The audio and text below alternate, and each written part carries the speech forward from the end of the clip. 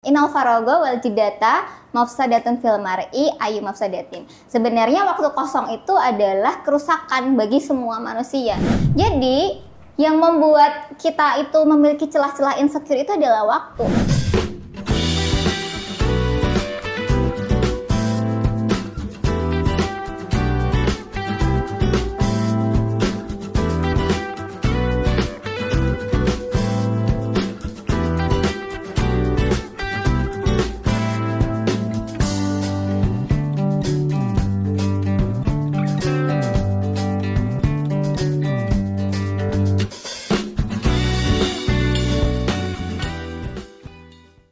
Halo, assalamualaikum warahmatullahi wabarakatuh teman-teman semuanya. Kembali lagi bersama aku Dimas Khairullah di channel podcast kesayangan kita, Dimas. Diskusi itu memang asik karena cuma di podcast kita ini akan menghadirkan anak-anak muda berprestasi yang pastinya teman-teman kisahnya bisa menginspirasi teman-teman semua. Nah, sebelum kita mulai podcast ini teman-teman jangan lupa ya untuk selalu dukung channel kita dengan cara like, share sebanyak-banyaknya teman-teman semuanya karena akan banyak hal yang akan kita pelajari bersama narasumber kita kali ini. Nah, teman-teman semuanya, kali ini aku udah kedatangan narasumber yang cantik teman-teman di sebelah kiri saya. Mari kita sambut Oktalia Heri. Halo. Ini aku panggilnya siapa nih Kak? Okta. Iya. Gimana perjalanannya dari dari podcast sini. ini, ke studio podcast ini? Panas ya? Alhamdulillah lancar. Nah, sebelum kita mulai nih aktivitas akhir-akhir ini apa aja nih Kak Okta? Alhamdulillah hari ini lagi sibuk Pilmapres. Oh, Pilmapres. Persiapan buat masuk berprestasi gitu. Oh, di semester berapa? Semester 6. Oh, kita sama, iya. kita sama, Seangkatan ternyata ya. Oke. Jadi Okta ini mahasiswa Unhas, jurusan apa? PAI. Nah, PAI, Pendidikan Agama Islam. Kenapa nggak di UIN aja sih? Jangan di-spill dong. Jangan di-spill dong. Ya. Nanti tit gitu ya. Nah, teman-teman, jadi Okta ini prestasinya udah banyak banget nih, teman-teman. Juga duta genre juga ya. Aku lihat di sini juga duta genre, juga duta bahasa, juga MC juga speaker juga gitu. Ini nggak capek atau gimana ini? Oh, kurang malah. Kurang gitu. Iya. Kita akan mungkin bahas dulu dari awal dulu nih. Oke. Kenapa sih milih jurusan PAI? Langsung kaget ya mendengar pertanyaannya ya. Ini mau jujur atau mau... Harus jujur, podcast ini harus dijawab dengan jujur. Siap. Soalnya karena dulu aku backgroundnya dari pesantren. Oh, pesantren. Aku dari Gontor dulu. Oh, Gontor. Waduh. Langsung aku pulang aja ya. Nah, karena aku di dalam, jadi aku belum dapat insight banyak. Ternyata ada jurusan HI, manajemen atau apa gitu. Jadi ada di pikiranku cuman, oh pendidikan agama aja nih, gitu. Padahal nyatanya aku 3 kali minta pindah jurusan. Gitu. Oh iya, jadi beda karena sih. mungkin belum ada insight kayak tahu jurusan HI, broadcast. Iya, benar. Kan lebih cocok ke jurusanku ya, jadi broadcasting. Iya, tukeran gimana? Oh iya, boleh. Gitu ya. Kemudian kita bahas juga yang lain. Oh, jadi pesantren ya sebenarnya. Iya. Apa sih shocknya dari dunia pesantren ketika keluar dari dunia kampus gitu loh? Shock banget sih. Shock banget gitu ya. Iya, karena dulu kayak ngerasa habis keluar dari pesantren tuh kayak ngerasa tertinggal gitu. Apalagi cewek itu pasti yang dipikirin kayak fashion. Oh iya, gitu betul. Nah, itu tuh bener-bener dulu tuh sangat-sangat tertinggal banget. Berarti Okta juga pernah merasain kayak, wah ini fashion gue jadul banget gitu ya? Bener. Pernah merasakan masa-masa itu gitu. Oh iya. Gitu. Shocknya di situ sih. Ya. Tapi kalau dari segi mental gitu udah. Anak pesantren gitu ya. Soalnya kan aku beberapa temanku juga yang kayak apa ya? Dia tuh merasa tertinggal gitu loh. Padahal menurut kamu nggak ada bedanya sih mau lulusan pesantren, lulusan SMA sama-sama aja sih gitu ya. Tapi emang mentalnya nggak perlu diraguin ya. Iya sih. Ya, hajar gitu ya.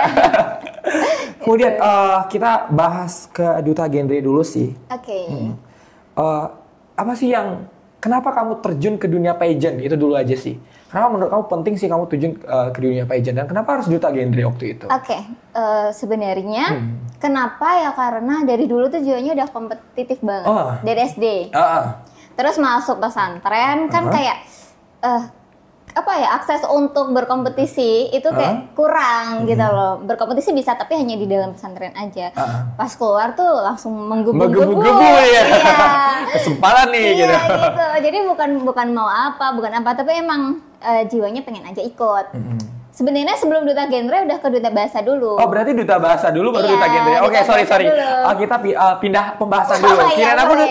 soalnya kan di sini aku lihatnya berarti duta bahasa dulu ya. Duta bahasa dulu. Oke, duta bahasa dulu. Kenapa harus duta bahasa pada waktu itu? Nah, karena di Gontor itu backgroundnya bahasa Oh, iya. Inggris dan bahasa Arab. Oh, ini udah gak diraguin ya teman-teman, bahasa Inggris dan bahasa Arabnya ya. Tapi ternyata di duta bahasa itu yang nomor 1 justru bahasa Indonesia. Gitu. Agak salah masukkan dan gitu. Jadi kebanyakan pas masuk duta bahasa itu anak-anaknya di dalamnya sastra, terus pendidikan bahasa Indonesia gitu-gitu. Waduh, kayaknya ini bukan bahasa yang tak maksud gitu. Dari duta bahasa dulu sih. Nah, dari duta bahasa ini tuh sebenarnya yang merubah semuanya. Dari segi fashion, aku jadi lebih ngerti. Aku kan di situ masih semester 2. Dan teman-teman duta bahasa ini tuh udah semester 4, udah semester 6. Jadi aku punya insight, oh kayak gini nih, kayak gini gitu. Jadi aku bisa lebih meniru kakak-kakak itu. Jadi terus setelah di duta bahasa itu mending lah, udah tahu public speaking, fashion, udah lebih oke. Jadi lanjut ada pendaftaran duta genre. Waduh, asik nih. Asik lagi gitu. Dari situ sih. Jadi latar belakangnya emang karena pengen aja. Kemudian dari duta bahasa terus langsung ke duta genre. Dan kenapa memilih duta genre gitu? Sama, kenapa kayak kan banyak tuh pageant-pageant yang lain gitu loh. Apakah kamu punya advokasi khusus di duta genre atau seperti apa? Soalnya kalau duta wisata nggak mungkin ya, kurang tinggi gitu. Jadi kayaknya yang bisa diakses itu ya duta bahasa sama duta genre. Kayak masih bisa aku usahain lah gitu. Kamu genrenya tahun berapa? 2023. Oh, masih ini. Baru-baru berarti ya, masih fresh ya. Soalnya saya udah tua. Aku genre 2021 soalnya. Oh, 2021. Yeah. Tapi setelah kamu masuk ke duta bahasa dan duta genre nih, perubahan apa sih dari yang kamu rasain menjadi seorang Okta itu? Yang pertama relasi. Yang kedua aku bisa lebih menjaga baik menjaga nama baikku sendiri atau menjaga nama instansi yang ada di belakangku. Jadi bisa lebih berhati-hati gitu loh. Mungkin dulu sebelum jadi duta, misalnya bikin status tuh masih yang amburadul gitu. Setelah jadi duta langsung mikir, oke aku nggak boleh kayak gini, aku harus kayak gini, aku harus senyum, lebih ke situ. Lebih ke yang memberikan impact positif buat aku, kayak gitu. Luar biasa ya si Okta ini. Tapi nih Okta ya, kita bahas tentang perempuan dulu ya. Ini banyak perempuan luar sana tuh mungkin yang nggak pede ikut duta karena merasa dirinya kayak gue nggak pantas deh, gue nggak cantik deh, gue nggak pinter deh gitu ya. Ada yang mau Okta sampaikan nggak ke teman-teman? Mungkin banyak, aku yakin banyak banget cewek-cewek di sana tuh pengen ikut berkompetisi, pengen jadi berprestasi, pengen jadi perempuan hebat kayak Okta. Tapi ya itu pemikirannya seperti itu. Okta ada menurut pengalaman Okta seperti apa gitu? Banyak banget, bahkan tahun ini tuh lagi pembukaan duta bahasa dan teman-temanku sendiri tuh masih banyak kayak Okta aku pengen ikut tapi gimana nih gitu. Paling banyak tuh kayak gini, Okta aku pengen ikut tapi persyaratannya apa? Yang pertama aku jawab tuh langsung kayak gini, mau tahu persyaratannya itu daftar. Aku langsung bilang kayak gitu. Terus kata mereka tapi aku masih kurang pede nih, aku nggak pintar dan lain-lain gitu. Terus aku bilang kalau kamu nggak nyoba dari sekarang mau kapan lagi gitu. Aku dulu juga berawal dari nggak pede, nggak punya apa-apa, bahkan nggak ada yang bisa aku branding waktu di duta bahasa itu. Kalau aku masuk duta genre kan aku udah ada branding, aku udah banyak jadi speaker, aku udah jadi duta bahasa, jadi kayak aku udah punya personal branding nih gitu. Dulu pas awal-awal masuk duta bahasa aku benar-benar tidak memiliki branding apapun, tapi udah pede aja gitu. Hilangin aja rasa-rasa insecure itu karena semuanya insecure gitu. Jadi kita yang mengontrol diri sendiri aja gimana. Nah gitu teman-teman, sebenarnya sederhana ya, mulai aja dulu ya gitu. Coba aja dulu, nanti kalau menang kalah itu nanti ya Okta ya, urusan nanti yang penting pede aja dulu gitu. Tapi seorang Okta itu pernah insecure ya sih? Jujur ya. Dan tentang apa nih insecure-nya? Gimana ya? Sebenarnya lebih ke gini. Aku tuh dulu pernah mengalami kegagalan yang sangat luar biasa. Jadi aku merasa kayak ya udah ini kemampuanku segini. Dari situ aku mulai sadar atas kemampuanku sendiri.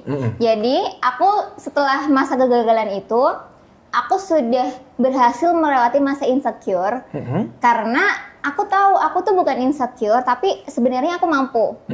Gitu. Kalau misalkan aku merasa aku sudah nggak mampu, ya udah aku nggak perlu insecure, aku nggak usah ikut. Karena aku tahu aku nggak mampu, Tapi kalau aku tahu aku mampu, ya aku nggak akan insecure.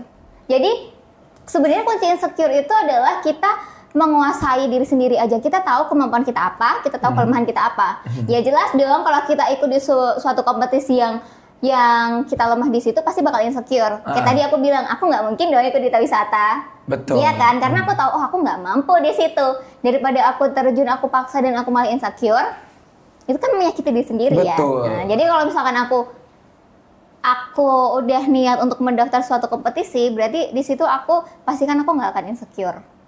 Kayak gitu. Luar biasa. Jadi lebih ke yang kayak aku mampu sama enggaknya nih gitu. Kalau udah bilang mampu ya langsung tempur habis-habisan gitu ya Teh ya. Gitu. Jangan separuh-separuh ya, udah maju terus tiba-tiba mundur lagi, maju mundur lagi gitu ya. Gitu. Tapi orang tua selama ini dukung ya? Dukung Karena selalu, kan cewek pasti. biasanya kan kayak kebanyakan dibatasin gitu kan ruangnya. Karena kakakku kan juga cewek, bukan aku dulu, ibuku kayak membatasi ruangnya gitu. Tapi kalau orang tua Okta mendukung 100% atau gimana? Mendukung dong, lulus SD aja langsung dipindah ke Jawa Timur nih, udah pandang gitu. Emang jadi jiwa dari kecil mentalnya itu ya? Oh iya, ini banget. Kemudian kamu juga banyak ikut organisasi loh, banyak ikut kegiatan dan lain-lain itu. Nggak pernah tabrakan apa waktu jadwalnya antara kuliah, ikut ini, ikut itu gitu? Kalau tabrakan sih tabrakan, tapi kadang aku bandel. Misal aku kemarin sempat ada exchange 3 negara, itu sebenarnya tabrakan sama duta genre, seleksinya. Tapi aku atur-atur ini gimana caranya, tapi tetap bisa teman-teman kayak, oh ternyata Allah tuh udah, kalau emang itu rezeki kita, ya pasti kita bakal dapet. Nah, tapi tetap pasti ada yang aku relain, entah kuliah gitu. Jadi 2023 itu aku bener-bener masa dimana sering banget gak masuk kelas gitu. Waduh, Bapak dosen catat ya. Masih berprestasi loh. Itu. Iya sih, tabrakan sih sama kuliah. Jadi kemarin baru saja mengikutin, tahun berapa itu yang exchange itu 2023 ya, baru tahun kemarin. Iya, habis genre. Dan itu waktu itu kegiatannya apa aja di sana? Apakah visit kampus, conference dan lain-lain atau betul. gimana? Jadi pertama itu kita visit kampus, NUS dulu, Singapura dulu.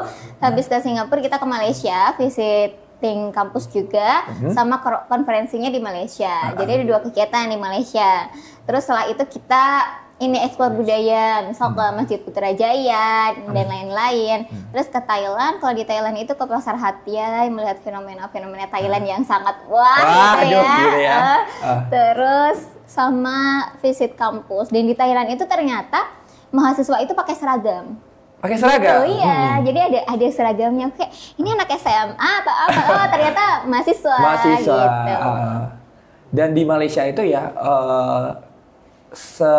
sepengetahuan aku juga ya, itu tuh gak ada sekolah menengah pertamanya. Jadi kayak SD langsung SMA, tapi SMA-nya tuh 5 tahun gitu. Iya. Di Malaysia gitu. Iya, kayak gitu sistem pendidikannya. Dan kamu juga BEM, FAI Unwahas, anak aktif organisasi juga. Ya aktif, tapi itu masa kepengurusan BEM aja. Setelah itu setelah masa kepengurusan BEM selesai, aku fokus ke wishlistku di luar, di eksternal kampus lah gitu. Setidaknya aku ada 1 nih gandeng kampus di BEM gitu. Tapi setelah itu aku strategi sih itu sebenarnya. Juga jadi sering jadi speaker juga gitu ya. Speaker di beberapa Yogyakarta Mengabdi, komunitas dan lain-lain. Sebenarnya apa sih yang dikejar seorang Okta itu? Banyak deh yang dikejar.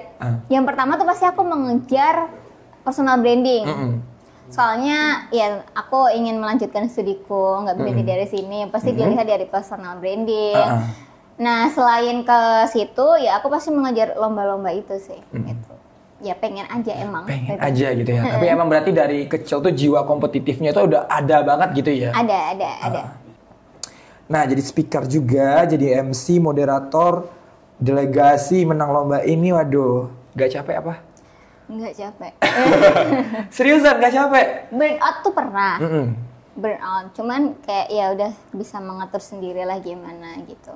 Nah, ketika kamu, pernah gak sih seorang Okta ini tiba-tiba di titik jenuh banget kayak capek, jenuh, lelah, letih gitu loh? Pernah, semester 3. Jadi semester 2 setelah ikut duta bahasa, aku merasa energiku habis. Habis-habisnya karena ya Allah aku semester 2 belum tahu apa-apa, kayaknya aku salah masuk sini gitu.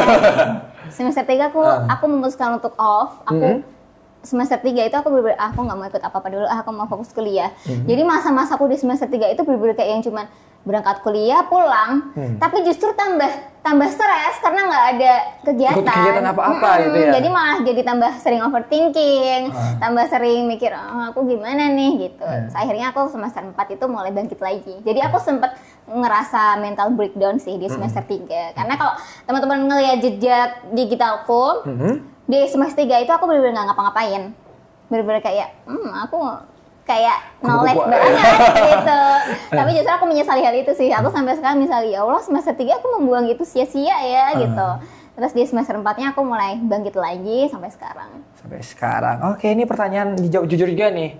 Rencana lulus tahun berapa, Bu? Kita udah semester akhir nih. Tahun berapa? Tahun 2020 tuh bisa nggak ya? Semester di Unhas itu semester 7 udah habis matkul. Jadi semester 7 itu tinggal sisa 14 SKS kalau nggak salah ya. Ada skripsi sama sisanya 2 matkul doang masuk kelas. Jadi aku rencana di semester 7 ini selesai sih. Doain ya. Doain ya, gitu ya. Ya, aku berjanji di sini nih gitu. Jadi di record loh sama orang-orang loh. Iya. Mana nih yang lulus semester 7 katanya kan ya. Iya. Challenge juga ya. Benar. Berarti aku, sebelumnya kan Anta udah pernah mampir juga ke podcast ini loh. Oh iya. Kamu satu kelas atau gimana sih sama Anta? Kan PAI juga. Iya, bestie. Oh, bestie gitu ya.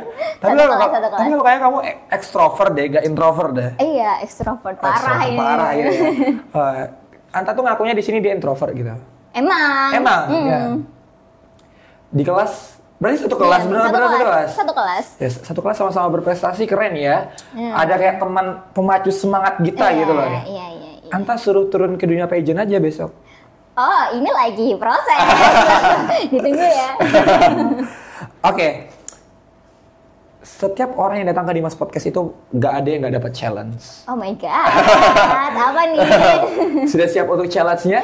Oke, siap. Silakan Anda memperkenalkan diri Anda dengan bahasa Indonesia terlebih dahulu, kemudian bahasa Arab, kemudian baru bahasa Inggris, terserah mau ngomong apa.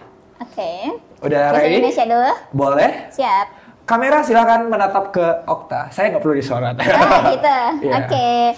Halo teman-teman, perkenalkan nama saya Oktalia Heri Susiwati. Saat ini saya menjadi mahasiswi semester 6 di jurusan Pendidikan Agama Islam. Doain ya. Aku lagi ikut lomba Pilmapres, habis ini maju ke wilayah LL Dikti 6. Semoga bisa memberikan yang terbaik. Oke. Ke bahasa Indonesia. Iya. Part 2. Bahasa Arab dulu. Oke, boleh bahasa Arab dulu. Oke. Bismillahirrahmanirrahim. Assalamualaikum warahmatullahi wabarakatuh. Waalaikumsalam. Ismi Oktalia Heri Sulesewati Jitu Min Magelang. Ana mahasiswi di Universitas Wahid Hasyim Semarang. Walan kuntu fi baromiji Pilmapres. Ana arju lakona jami'an tadauni anani adhul fi Pilmapres wilayah illa nasional. Amin. Oke, part 3. Singkat aja dong bahasa singkat Inggris aja ya. Oke. My name is Oktalia Heri Sulesewati. I'm outstanding student from Wahid Hasyim University and now I'm in 6th grade semester in Islamic Education Program. Thank you. Wih. Gila. Ini baru kita bahas masalah Pilmapres nih. Siap. Persiapan apa yang sedang kamu lakukan untuk Pilmapres ini? Wah, banyak banget. Baru kemarin aku taking video bahasa Inggris tentang SDGs. Di situ aku ngebahas soal kesehatan mental. Karena emang sekarang itu yang baik yang aku alamin atau yang teman-teman sekitar alamin itu tentang kesehatan mental. Betul. Gue kan bener-bener mental breakdown, merasa quarter life crisis nih. Aku tuh seorang apa sih sebenarnya gitu. Jadi itu semua aku bahas di videoku, video SDGs. Nanti kalau udah tayang, mohon dibantu dilihat gitu.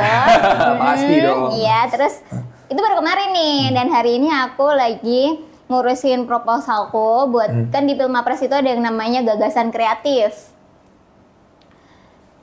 Nah, di dalam gagasan kreatif itu aku mengusung judul tentang urgensi literasi media sosial di dalam kurikulum. Jadi kan sekarang banyak nih anak-anak tuh yang yang bener-bener mentalnya terganggu gara-gara sosial media. Aduh, betul sekali sih. Nah, bener-bener aku tuh pengen sosial media ini tuh masuk ke dalam kurikulum di Indonesia. Gimana caranya sosial media ini tuh jadi pelajaran gitu di dalam mata pelajaran di sekolah. Oke, semoga cita-cita mulianya nanti berhasil ya di Amin. Pilmapres ya. Dan buat teman-teman podcast juga sama-sama kita doain Okta supaya berhasil di pemilihan Pilmapres di wilayah 6 ya. Iya. Ya, jadi nah ini pertanyaan sebelum kita udah ada rambu-rambu ya, udah sekian menit kata kru-kru kita di belakang ya. Iya, betul.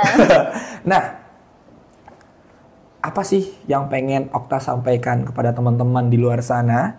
Mungkin yang lagi insecure, yang lagi mungkin masih merasa dirinya nggak mampu. Padahal sebenarnya potensi itu luar biasa gitu loh. Apalagi aku lihat Okta sebagai salah satu inspirasi perempuan sih, keren juga. Banyak juga perempuan di luar sana tuh mungkin nggak berani untuk show up, nggak berani untuk tampil. Padahal antara laki-laki dan perempuan tuh punya kesempatan yang sama kan di ruang publik. Betul. Ada yang pengen Okta sampaikan nggak? Oke, buat teman-teman yang nonton ini juga, mungkin aku nggak tahu keadaan teman-teman kayak gimana, tapi yang pasti aku pengen ngasih bahasanya inspiration speech di sini ke kalian semua. Entah itu kalian dalam keadaan lagi bahagia, sudah berhasil bangkit dari mental breakdown-nya, atau bahkan teman-teman lagi merasakan mental breakdown itu, aku pengen kasih satu bahasanya satu peringatan. Sebenarnya kita itu sama, tapi yang membuat kita merasa sedih, yang membuat kita merasa insecure itu hanyalah waktu. Nah, cara untuk menghadapi semua itu adalah yang pertama, jauhi waktu kosong. Karena kalau di dalam bahasa Arab itu ada namanya kayak gini, inal farago wal jidata mafsadatun fil mar'i ayu mafsadatin. Sebenarnya waktu kosong itu adalah kerusakan bagi semua manusia. Jadi yang membuat kita itu memiliki celah-celah insecure itu adalah waktu. Kalau teman-teman memiliki kesibukan, kalau teman-teman ingin, aku punya banyak waktu kosong nih, yaudah aku searching lah di YouTube apa TOEFL atau apa gitu, nggak usah yang harus keluar atau gimana. Itu benar-benar sudah bisa untuk melawan rasa insecure itu dan mental breakdown itu. Sebenarnya masalahnya hanya di waktu aja, teman-teman. Bagaimana cara kita bisa mengolah waktu itu dengan baik gitu. Oke, luar biasa ya teman-teman. Ingat tuh kata Okta, sebenarnya bagaimana sih cara kita mengelola waktu, apalagi 24 jam itu sebenarnya ada waktu yang banyak untuk teman-teman bisa mengeksplor banyak hal gitu ya teman-teman semuanya. Terima kasih banyak kepada Okta, benar-benar senang sekali bisa datang ke Dimas Podcast, bisa memberikan inspirasi kepada teman-teman semuanya sebagai salah satu role model perempuan juga yang bisa menginspirasi teman-teman di luar sana. Terima kasih banyak udah datang ke sini, udah mampir ke sini. Mohon maaf kalau mengganggu kesibukannya di Pilmapres gitu ya. Aku mau ucapin terima kasih banyak dan mau ucapin juga sukses untuk Pilmapresnya ya. Amin. Ada yang mau disampaikan mungkin untuk keluarga, buat teman-teman yang selama ini di belakang sosok Okta itu bisa disampaikan juga. Oke, buat keluarga, teman-teman yang tentunya sudah nge-support aku semua, karena alhamdulillah aku berada di lingkungan yang sangat baik. Teman-temanku yang lagi nonton ini juga kalian udah baik banget sama aku, jadi terima kasih. Ayo kita lanjutkan saling support ini. Gitu. Oke, gitu ya teman-teman. Jadi ada banyak hal yang bisa kita ambil ya dari Okta ini. Yang pertama, perempuan itu punya kesempatan yang sama untuk bisa tampil di ruang publik. Betul. Okta udah nge-MC, jadi speaker juga, ikut pageant, advokasi dan lain-lain. Terus di mana kisahnya juga yang pernah jatuh juga, burnout juga, tapi bagaimana sih dia bisa bangkit dan merasa kalau nggak ngapa-ngapain itu emang ya serugi itu gitu ya. Betul. Kemudian Okta tadi juga bilang teman-teman, semua kita punya kesempatan yang sama, semua kita juga hebat di bidang kita masing-masing ya. Terima kasih banyak Okta, jangan lupa buat teman-teman semuanya untuk like dan share sebanyak-banyaknya video kita. Akhirnya aku Dimas Khairullah dan Okta pamit undur diri. Wassalamualaikum warahmatullahi wabarakatuh dan sampai jumpa. Dadah.